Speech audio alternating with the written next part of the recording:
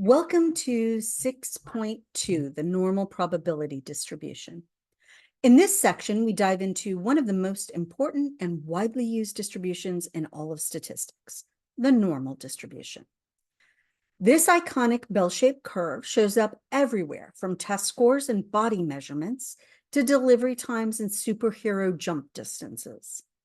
We'll explore the properties of this distribution, how to calculate probabilities using z-scores, and how to apply the empirical rule to estimate ranges of values.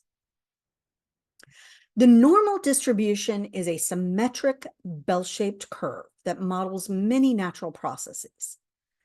It's defined by two parameters, the mean mu, which centers the distribution, so our value right here at the highest peak would be mu, and the standard deviation, sigma, which controls how spread out it is. Think about heights in a population. Most people are around the average, with fewer people being extremely short or extremely tall. The normal curve reflects this idea. Values near the mean are more likely, and extreme values taper off symmetrically on both sides. Importantly, the total area under the curve equals 1, representing 100% of the possible outcomes. Let's look at what happens when we change the standard deviation. If the standard deviation is small, the curve becomes tall and narrow. Most values are tightly clustered around the mean.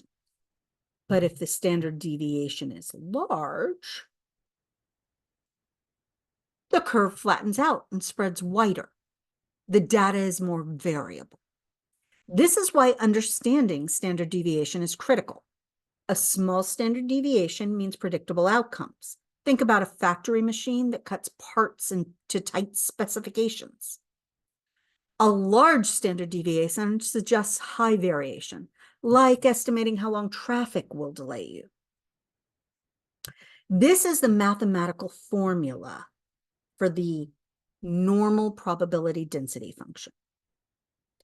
It's 1 divided by the product of the standard deviation and the square root of 2 pi times Euler's number e, the exponential, raised to the power negative x minus the mean squared over twice the variance. While we won't calculate this by hand, it's important to know what it means. The shape of the curve is controlled by mu and sigma, the mean and standard deviation. The exponent creates the iconic bell shape. Values far from the mean drop off exponentially. We use intervals to calculate probabilities. For example, the chance a test score is between 85 and 100 by finding the area under the curve. So if this is 85 and 100, our area under the curve is the associated probability of a test score falling between those two values. The standard normal distribution is a special version of the normal distribution, where the mean is 0 and the standard deviation is 1. This makes it easier to compare across different data sets. We use z-scores to convert any normal value into this standard form, using z equals x minus mu over the standard deviation. This tells us how many standard deviations away a value is from the mean. We can then use z-tables or technology to look up probabilities.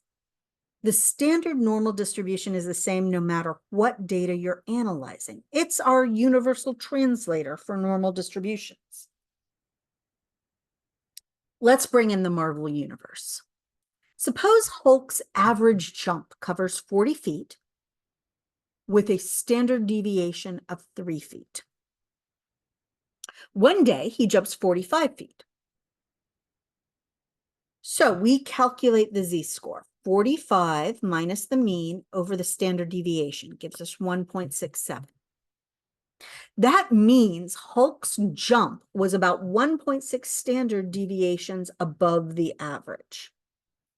We can now use a z-table or calculator to find the probability of a jump that far or farther.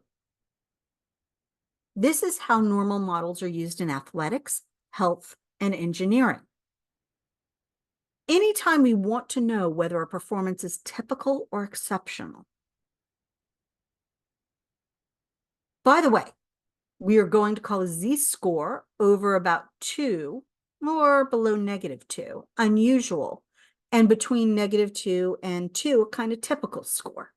We'll see why as we start to associate the probabilities with z-scores, but suffice it for now to say that the probability of getting more than 2 standard deviations away from the mean is pretty low. So, although Hulk gave a good jump here, it is not out of bounds of a normal performance. The empirical rule gives us a quick way to estimate probabilities.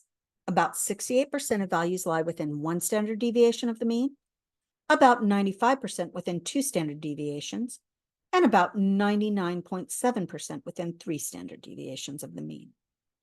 So, if my test scores are normally distributed with a mean of 75, and let's say a standard deviation of 10, then 1 standard deviation up, I'd add 10 to 75 to get to 85. Again, add 10 to 95. Again, add 10 to 105. Subtract 10, we get 65. Subtract again, we get 55. And subtract again, we get 45. So let's say I want to know where roughly 95% of my students would score. Well, use the empirical rule. That's within those 2 standard deviations. So roughly 95% of students would score between 55 and 95. This is a fast, easy way to check whether a value is unusual or expected. No z-table required. Let's work through an example.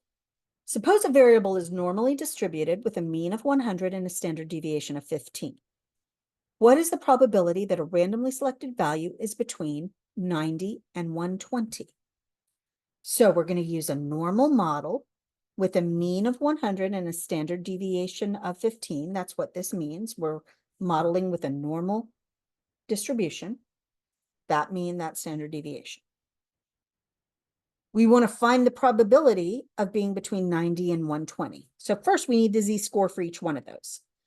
So for 90, we subtract the mean, divide by the standard deviation, we get -0.67. For 120, we subtract the mean, divide by the standard deviation, we get 1.33. Now, we're going to look up the associated probabilities with those 2 scores. I can do this on a standard normal table, but I'm going to show you really quickly how to get it with Excel and with a website.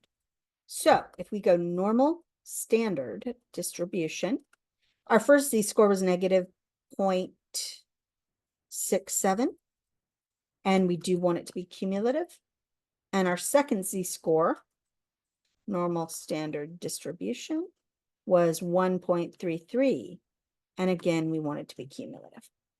Okay, so that tells me that the probability of scoring 1.33 or less, all of this area is 0.9082. And the probability of between 2.51 and 4.29, I'm sorry, the probability of less than 0.67 is 0.2514. So 1.67, all of this is the 0.1254 right here. So that's how I got those 2 numbers. Now, I also could have looked it up on a website. So if I just type in standard normal distribution calculator to a search engine, go to find yourself a z-score calculator, I can type in the z-score of -0.67, and it again gives me that 0.2514 I was looking for. And my other one of 1.33, hit calculate, and there's that 0.90824. All right, so that's how I got these 2 values here, and here. Now let's talk about what they mean, right? The probability less than 1.33 is all of this probability, everything less than 1.33.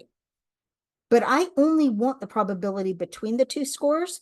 So I want to remove all of this probability, which is the probability less than 0.67, negative 0.67. So I'm removing it with subtraction. So I take the area to the left of 1.33, subtract the area to the left of negative 0.67. That gives me 0.6568. So there's a 65.7% chance a value falls between 90 and 120. Let's wrap up. The normal distribution is a powerful model used across disciplines. It's defined by the mean mu and the standard deviation sigma. We use z-scores to compare values and calculate probabilities. The empirical rule helps us quickly estimate likelihoods. From quality control to athletic performance, normal models help us understand variation, identify unusual outcomes, and make informed decisions.